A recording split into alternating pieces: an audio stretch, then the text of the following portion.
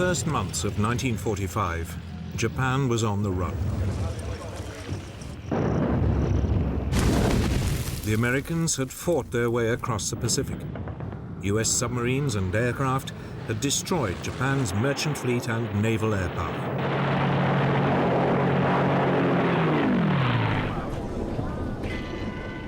The main Japanese home islands had been cut off from vital supplies of fuel and raw materials. The Japanese were facing defeat. Yet they refused to surrender, convinced that if they fought back with sufficient brutality, the Americans wouldn't have the stomach for the fight and would give in.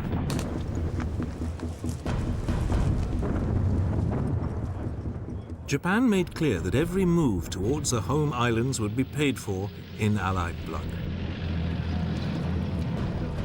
It presented the United States with a huge problem.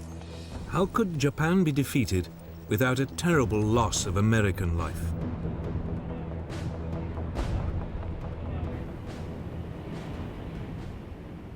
The country would eventually turn to the most powerful and dreadful weapon ever seen. A weapon that would change the course of war forever.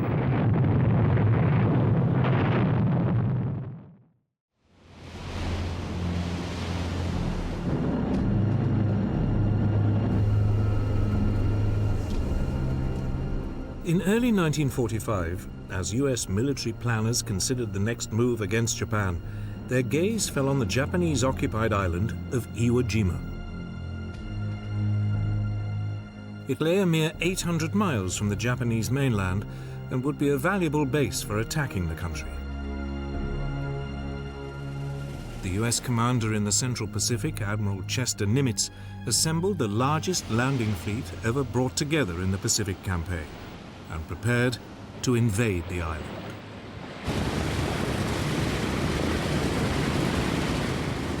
Nimitz was taking no risks. Wave after wave of American aircraft paved the way with a massive aerial bombardment.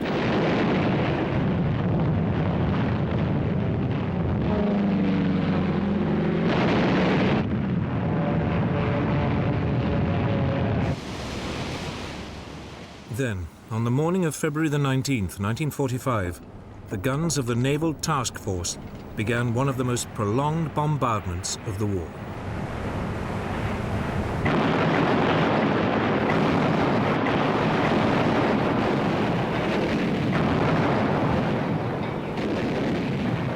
At the same time, landing craft set off for the shore.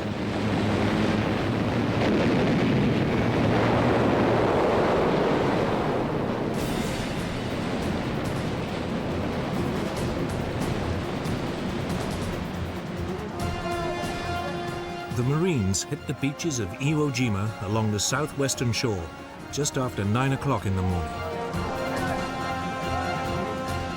For a few moments, there was an eerie calm. The massive naval and aerial bombardment appeared to have overwhelmed the Japanese garrison. Then a hurricane of Japanese fire swept over them.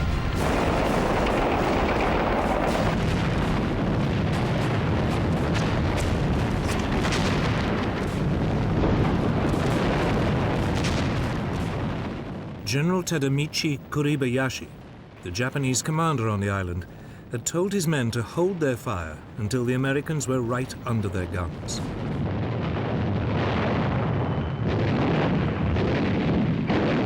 Now the Japanese opened up from a network of tunnels, caves, and bunkers.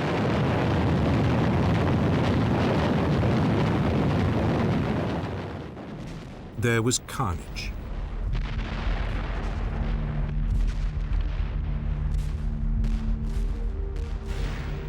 But gradually, small groups of US troops inched their way forward.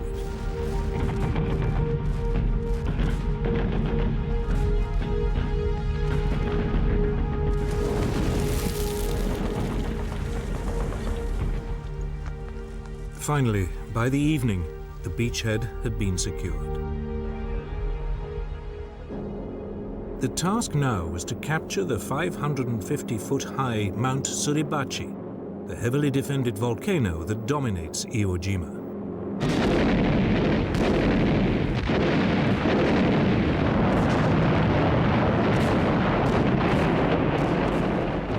For 3 days, Marines clawed their way up the steep, pitted slopes. They were supported by a constant air and naval bombardment from the invasion fleet.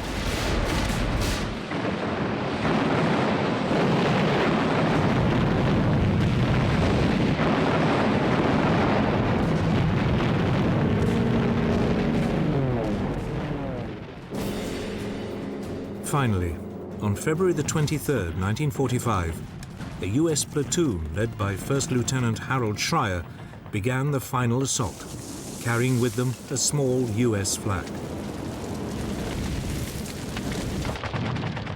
They reached the summit and raised their flag using a piece of piping as a pole.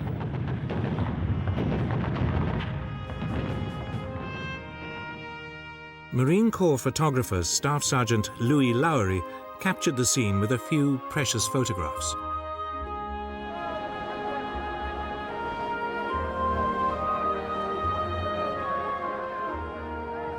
The hard-pressed Marines on the beaches below cheered and wept.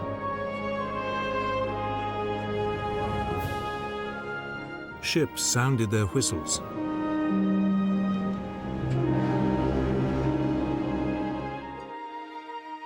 Three hours later, the event was restaged with a larger US flag. The moment was immortalized by photographer Joe Rosenthal with one of the most iconic photographs of the war.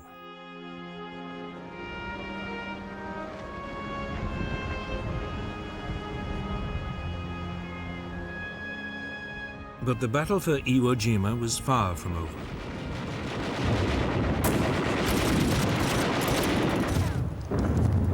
The rest of the island was still in Japanese hands.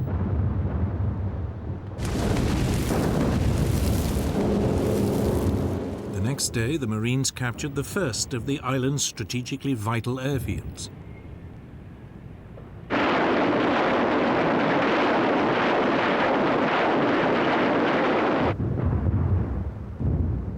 But Kuribayashi had told his men to take as many of the enemy with them as possible. Their duty to the Emperor to die on the island.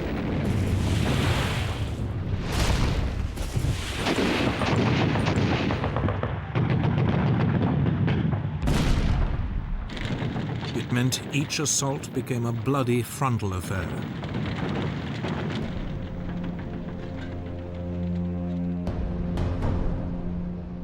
It took 2 weeks before the remaining 2 airfields on the island were in US hands.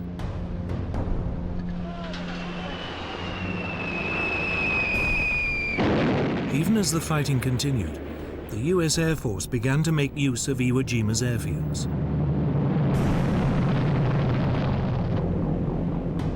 During the late spring and summer of 1945, over 2,500 damaged US bombers made emergency landings on the island, often saving the lives of their crews. Finally, at the end of March, after some 6 weeks of ferocious fighting, the last Japanese resistance was snuffed out.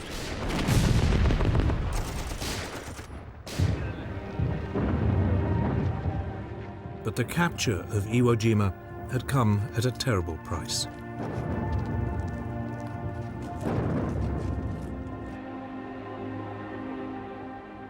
Only 200 of the 22,000-strong Japanese garrison survived.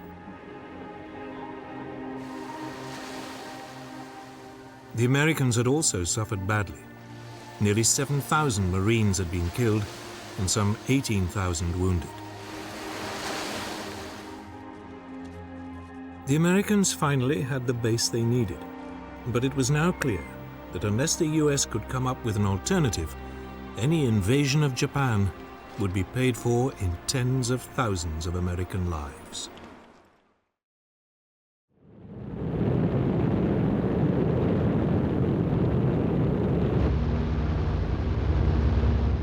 In the United States, one group of military planners had long believed there was an alternative to invading Japan.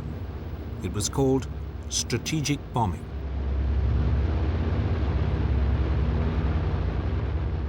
This involved carefully targeted bombing raids designed to destroy Japan's infrastructure, industry, and ability to wage war.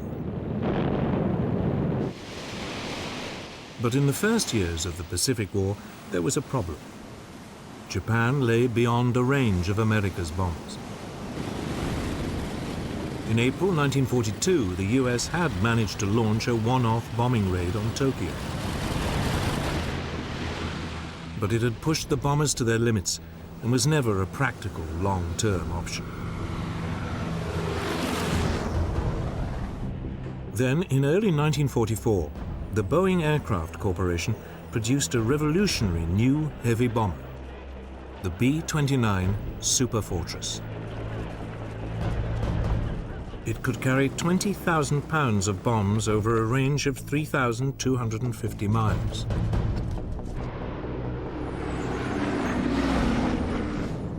Suddenly, Japan was just about in reach of America's forward bases in the Pacific.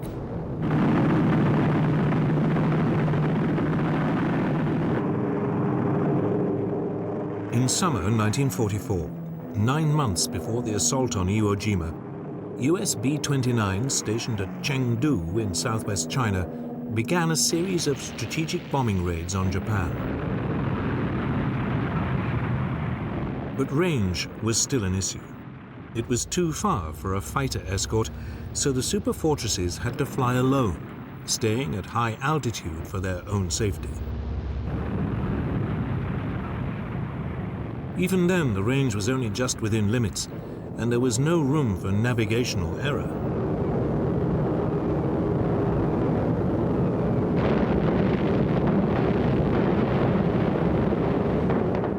Many of the bombs missed their targets.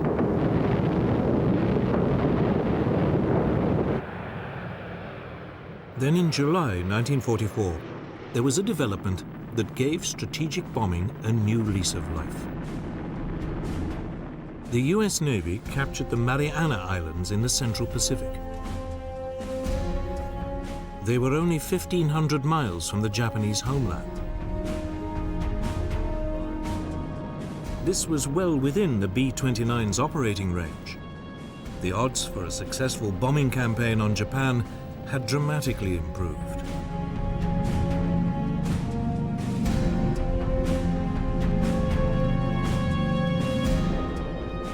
On November the 24th, over 100 superfortresses took off from the Marianas. Their target, the Nakajima aircraft factory in Tokyo.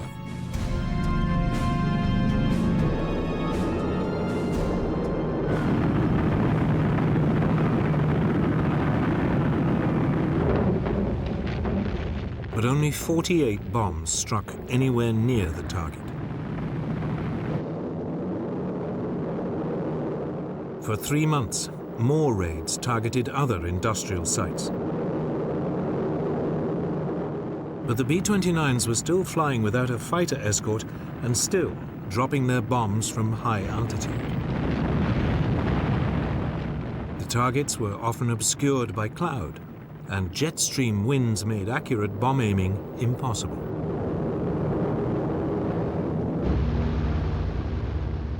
To make matters worse, the B-29 suffered from engine problems.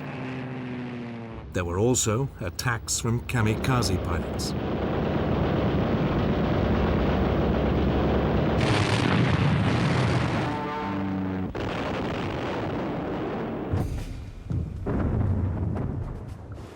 By the winter of 1944, it was clear that strategic bombing was just not working.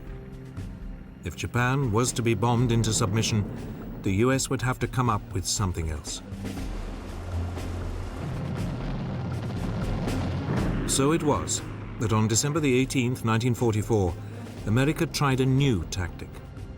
84 B-29s set off from Chengdu for Japanese-occupied Hankow on the Yangtze River.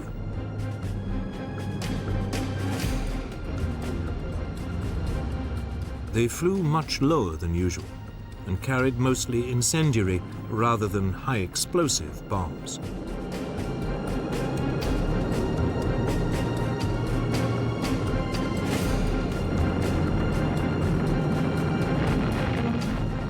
Hankow was devastated.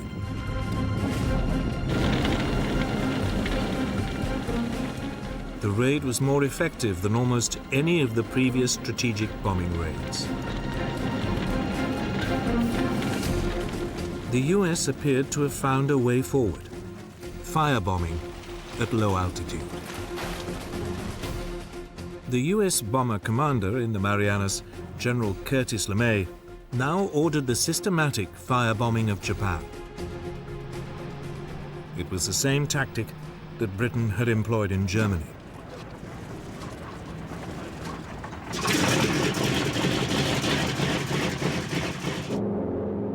On the evening of March the 9th, 1945, Pathfinder aircraft roared over Tokyo, dropping incendiary target indicators. The fires they started marked the aiming points for almost 300 B-29s.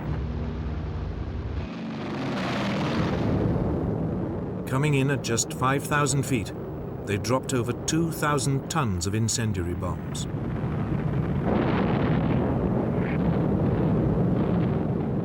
The flimsy wooden houses stood no chance.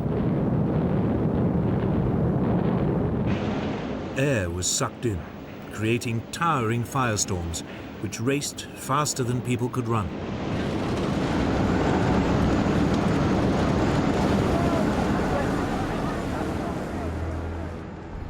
The glow from the burning city could be seen over 150 miles away.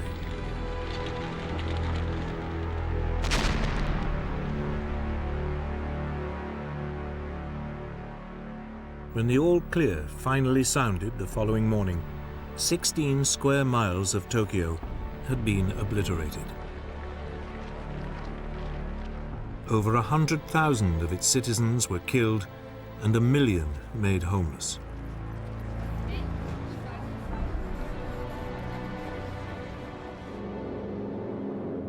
Tokyo was not the only city to face this devastating new tactic. Nagoya was set ablaze 2 nights later. Then Osaka and Kobe during the following week. Firestorms engulfed whole areas, destroying houses and industrial facilities. But American success was coming at a price.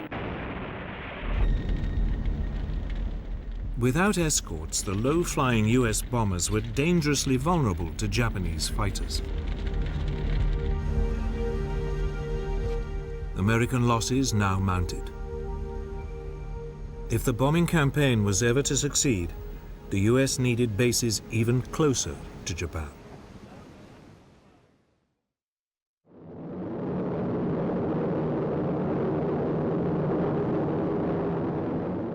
Within weeks, Iwo Jima fell. Now, at last, the US Air Force not only had a base for its bombers within easy striking distance of Japan, it could finally use its Mustang fighters to escort them.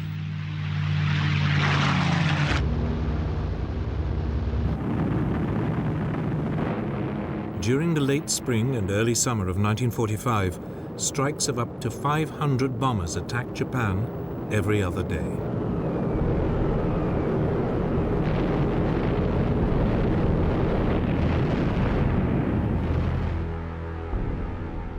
Once the largest industrial areas had been crippled, LeMay moved on to lesser targets. Yet, in the face of catastrophic damage and an appalling death toll, the Japanese showed no sign of cracking. It finally dawned on the Americans that strategic bombing alone was never going to defeat Japan. It looked like a full-scale invasion of the country was becoming inevitable.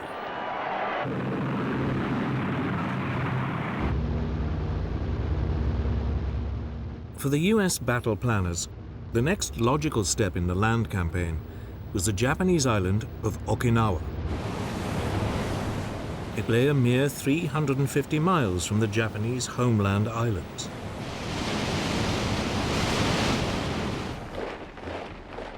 The island was defended by more than 120,000 men. The Japanese commander, General Mitsuru Ishijima, was determined to turn it into an American graveyard.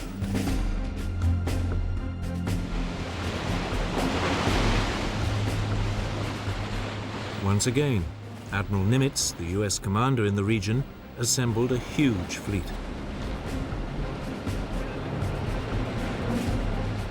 It included 40 aircraft carriers and 18 battleships.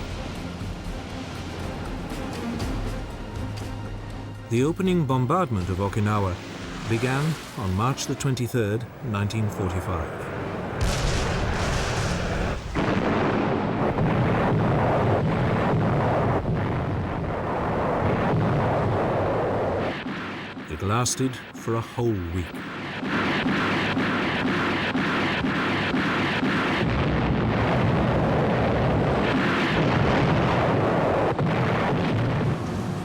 Finally, on the morning of April the 1st, the assault boats headed for the shore.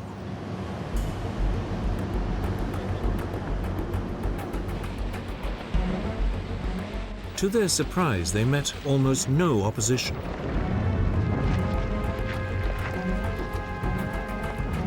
By nightfall, 60,000 men had landed, and the beachhead was up to 2 miles deep.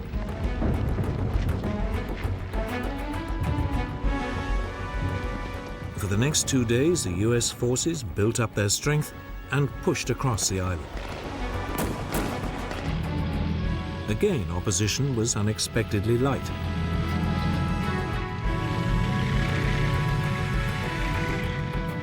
By April the 4th, the Japanese defenders had been split in two.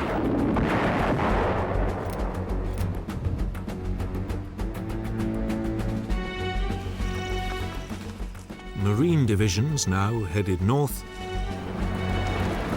Army units pushed south.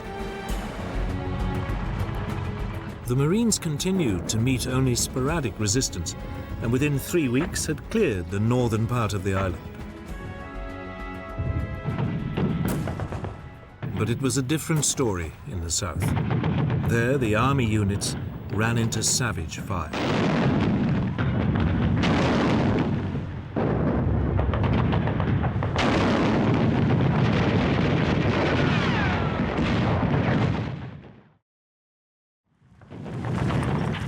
For 10 days, the Japanese held their defensive line.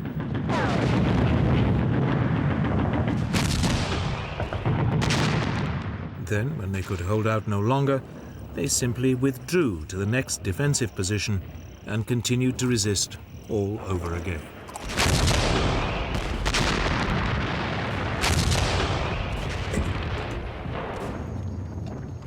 Meanwhile, the Japanese also prepared to launch an air assault on the invasion fleet. Early on the morning of April the 7th, kamikaze pilots gathered to drink their ritual cups of sake and climb into their aircraft for the last time.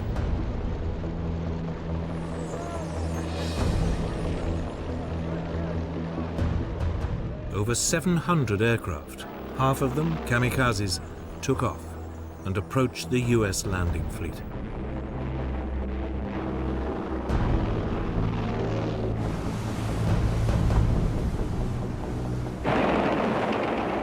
A line of radar-equipped destroyers operating about 50 miles out at sea was hit first.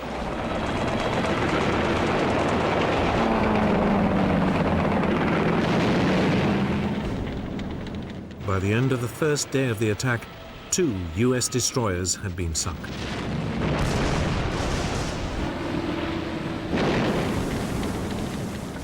"24 other vessels were also damaged.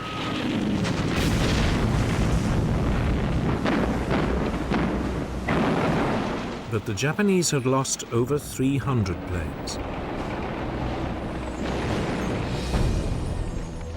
Over the following days, the Japanese introduced a new weapon. The Oka, or cherry blossom, was a rocket-powered suicide missile driven by a kamikaze pilot.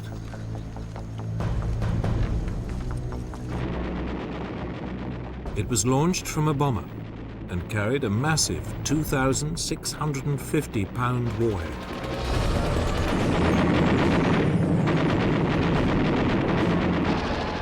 On April the 12th, another US destroyer was hit and sunk.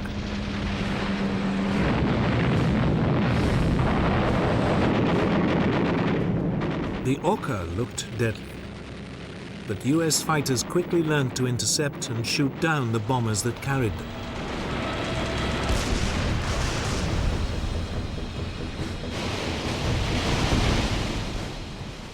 In desperation, the Japanese Navy now sent a suicide mission of its own.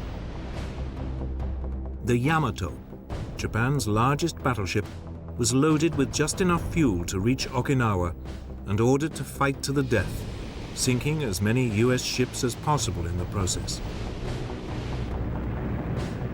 But as the giant ship approached Okinawa, it was spotted. Some 400 US aircraft descended on it.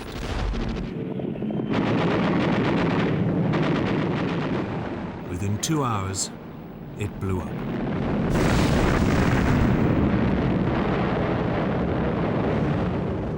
The fireball could be seen for over 100 miles.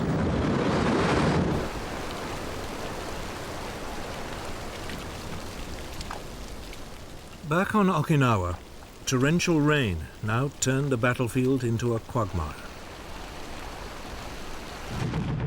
For over a month, US troops struggled to push their way south.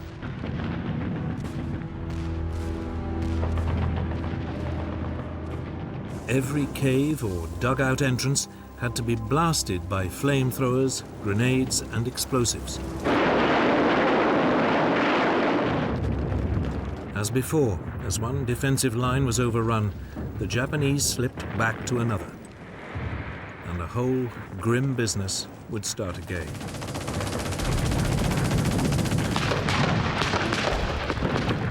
US casualties rapidly mounted.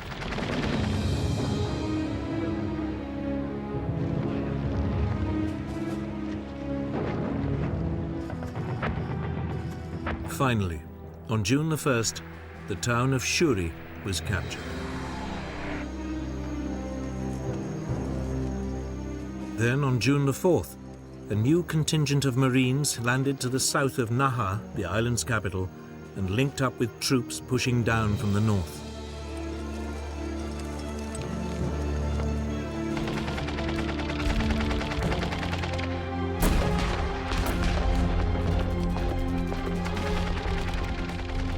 Savage fighting continued, but by June the 17th, the Japanese resistance was collapsing.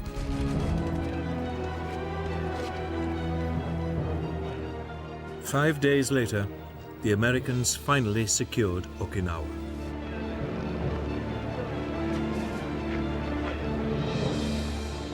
The Japanese commander, General Ishijima, committed ritual suicide, harakiri.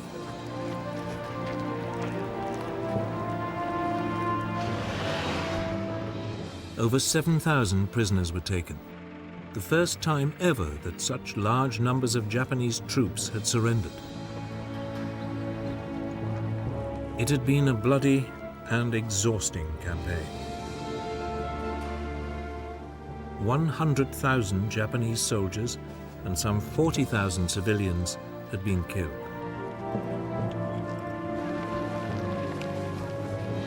The Americans, for their part, had lost over 15,000 men. It was a sobering reminder of what would await the American forces if they invaded the main Japanese home islands. More than ever, they needed a solution. A way to obliterate Japan's will to fight, once and for all.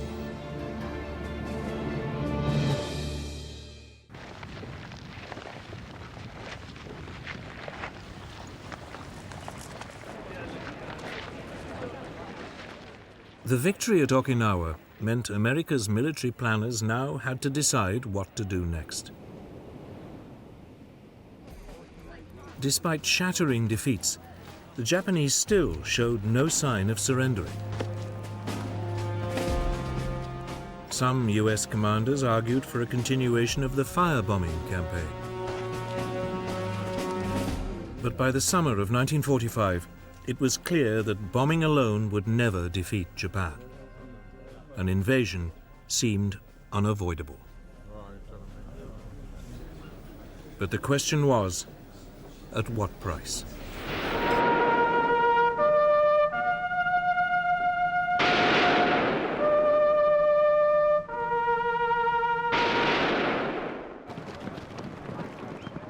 The Japanese had some 1 million men defending the home islands.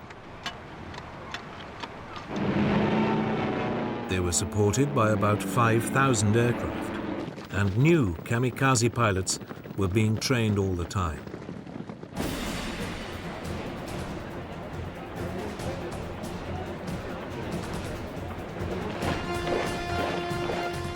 Mass suicide attacks by civilian volunteers could also be expected. A bloodbath seemed inevitable. It was estimated that over 250,000 American lives might be lost.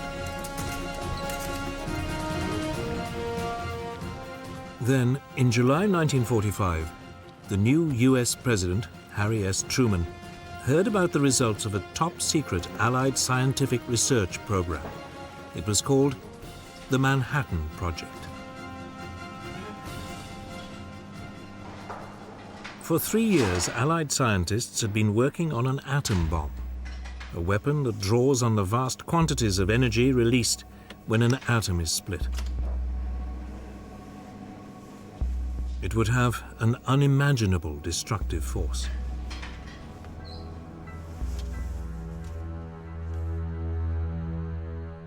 The project was led by US General Leslie Groves, an Army engineer. The scientific director was Robert Oppenheimer, a 39-year-old physicist from the University of California. Over a 3-year period, the program had recruited many of the Allies' best scientific brains. 2 radioactive materials seemed to offer most promise as fuels for the new bombs. One was a naturally occurring form of uranium called uranium-235. It was processed at a vast factory at Oak Ridge, Tennessee. The other was plutonium, a man-made material manufactured in primitive nuclear reactors at Hanford in Washington state. The research was coordinated and conducted by a team of scientists at Los Alamos, a specially built laboratory complex in the New Mexico desert.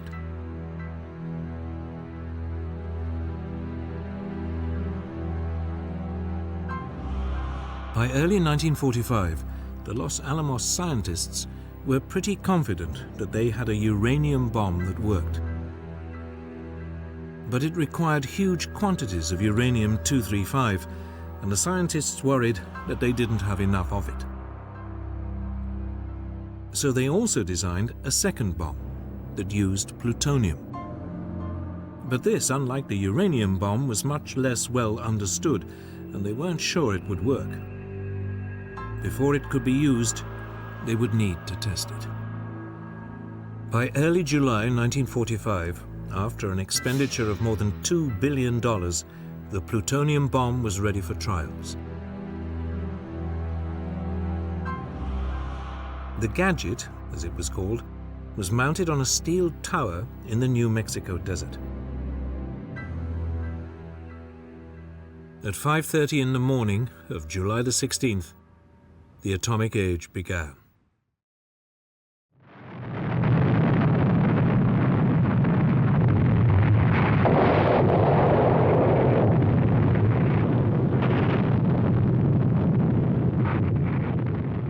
News that Operation Trinity had been successful was swiftly passed to President Truman. He had recently arrived at a conference in the Berlin suburb of Potsdam, meeting with Stalin and Churchill, discussing the future of Europe. Truman didn't hesitate.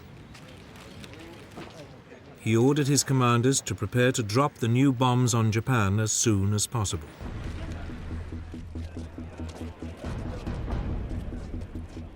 Two bombs, a uranium device codenamed Little Boy and a plutonium bomb called Fat Man, were now transported to the Mariana Islands.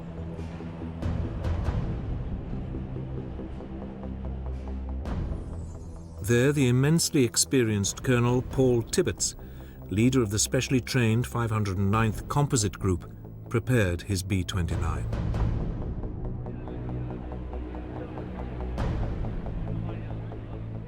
At 2:45 in the morning of August the 6th, Tibbets lifted his plane, named Enola Gay after his mother, off the runway.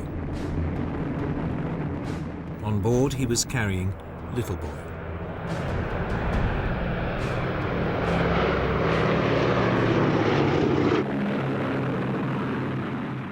The flight to the target, Japan's fourth largest city, Hiroshima, went without a hitch. At 8 a.m.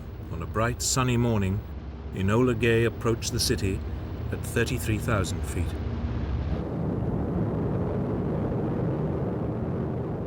Then, at just after 8:15, Little Boy was released.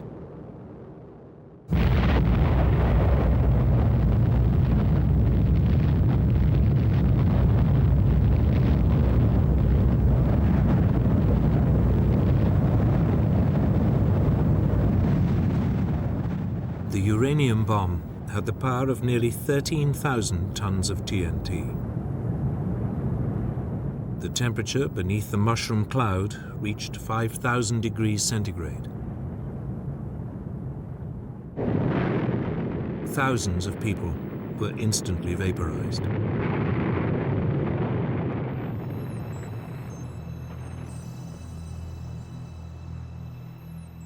Shock waves leveled buildings up to a 5-mile radius.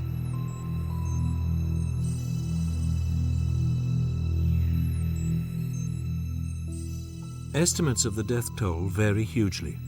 Some put it at 40,000 people, others at 100,000.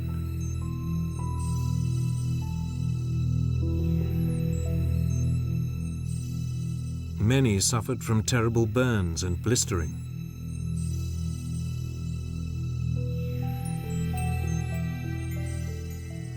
Over the course of the following weeks, thousands more people died from radiation poisoning.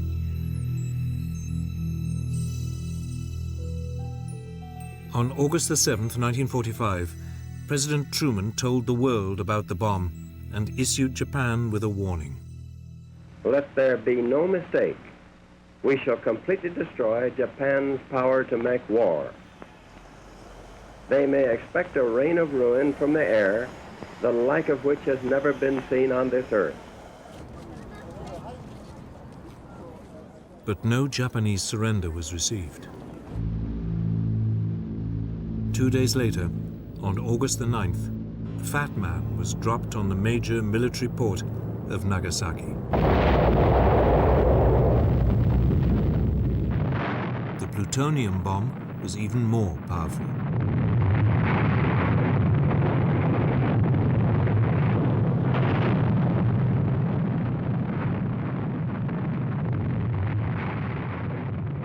In fact, the bomb fell way off target, but it still caused massive destruction.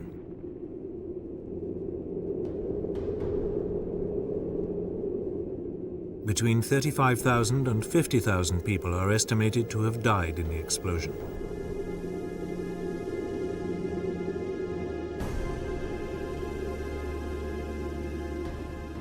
The Japanese government could now have no doubt that they faced a new and horrific weapon.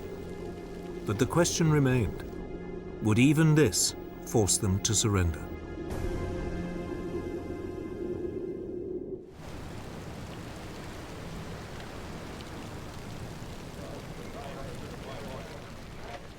The Nagasaki bomb was followed by a stark warning from U.S. Secretary of State James Burns. There is still time, but little time, for the Japanese to save themselves from the destruction which threatens them. The intention was clear. The atom bomb would be used again and again until Japan gave in.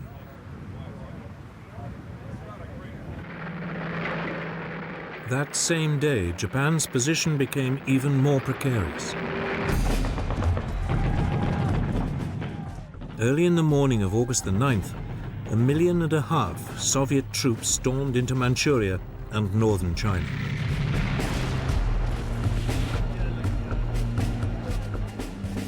The Soviet leader Joseph Stalin was not only after territory, he wanted a say in any final peace settlement in the Far East.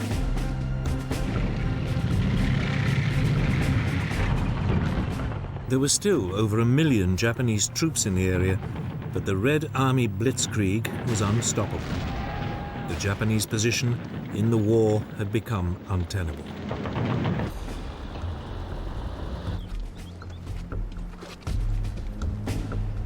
That evening, Emperor Hirohito met with his 6 top military and political leaders. The war cabinet was divided. 3, led by the Prime Minister, Baron Kantaro Suzuki, argued for peace.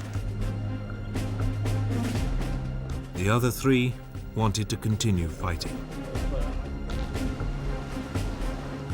It was deadlock. Then the Japanese Prime Minister broke with all precedent and asked the Emperor for his opinion.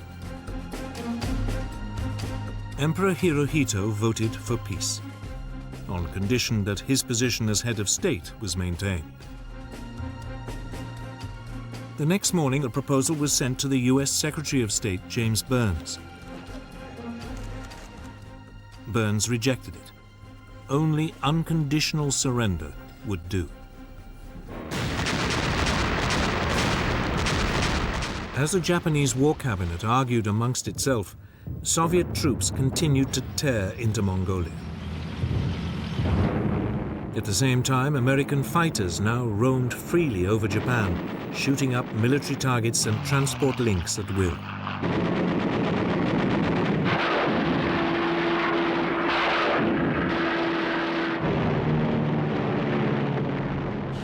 Massive air raids continued to devastate Japan.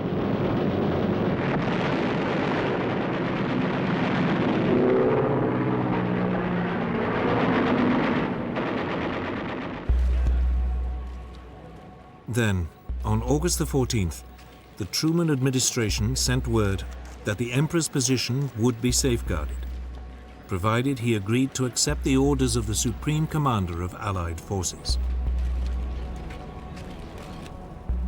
Hirohito used his huge prestige to instruct the war cabinet to endure the unendurable and accept the terms. That day in Washington, President Truman announced that Japan had surrendered unconditionally. I deem this reply a full acceptance of the Potsdam Declaration, which specifies the unconditional surrender of Japan.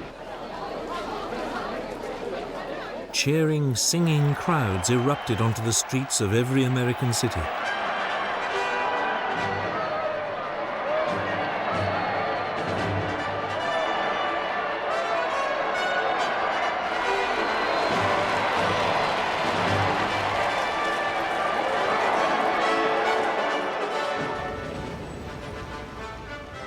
In Britain, it was midnight when the new Prime Minister, Clement Attlee, broadcast the news. Japan has today surrendered. The last of our enemies is laid low. Peace has once again come to the world. Let us thank God for this great deliverance and his mercies. Long live the King. Within minutes, crowds appeared on the streets of London. Many gathered outside Buckingham Palace. A giant street party lasted well into the following day.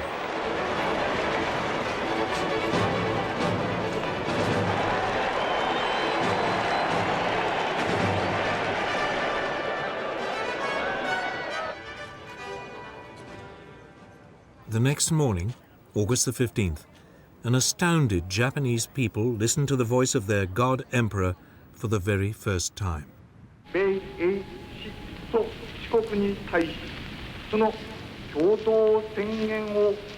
He told them that Japan's position had become impossible, and the country was obliged to surrender.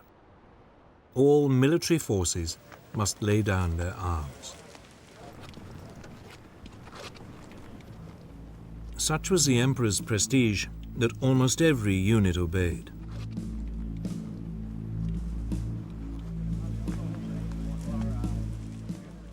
But in Manchuria, despite the Japanese ceasefire, the Soviet forces fought on.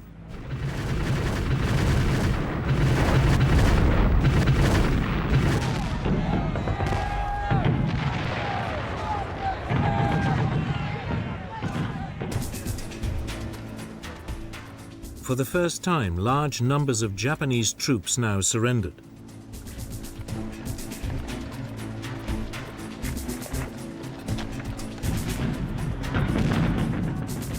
Nevertheless, the Soviets, determined to seize as much territory as possible, continued to advance. Stalin wouldn't stop the fighting for another week. By then, the whole of Manchuria, half of Korea, and part of northern China were under his control.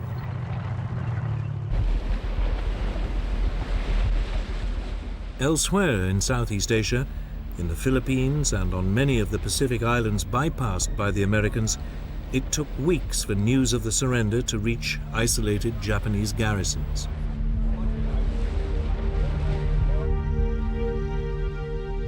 Some Japanese soldiers would remain hidden in the jungle for more than 30 years.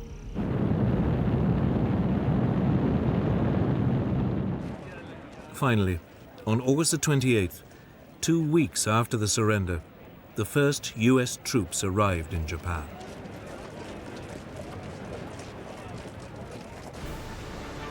A huge US fleet gathered in Tokyo Bay, sailing past the shattered hulks of the once proud Japanese Navy that they had so comprehensively defeated.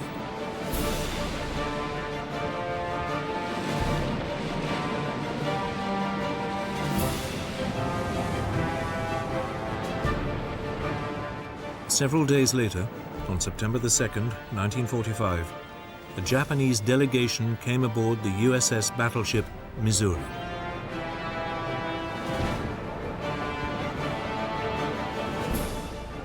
On its quarterdeck, the new Japanese Foreign Minister, Mamoru Shigemitsu, signed the document of unconditional surrender. It was countersigned by US General Douglas MacArthur, the man who would effectively run Japan for the next 6 years. As Supreme Commander for the Allied Powers, I announce it my firm purpose, in the tradition of the countries I represent, to proceed in the discharge of my responsibilities with justice and tolerance. Then a force of more than 2,000 Allied aircraft roared overhead. It was a fitting tribute to the overwhelming power which had finally brought Germany and Japan to utter defeat.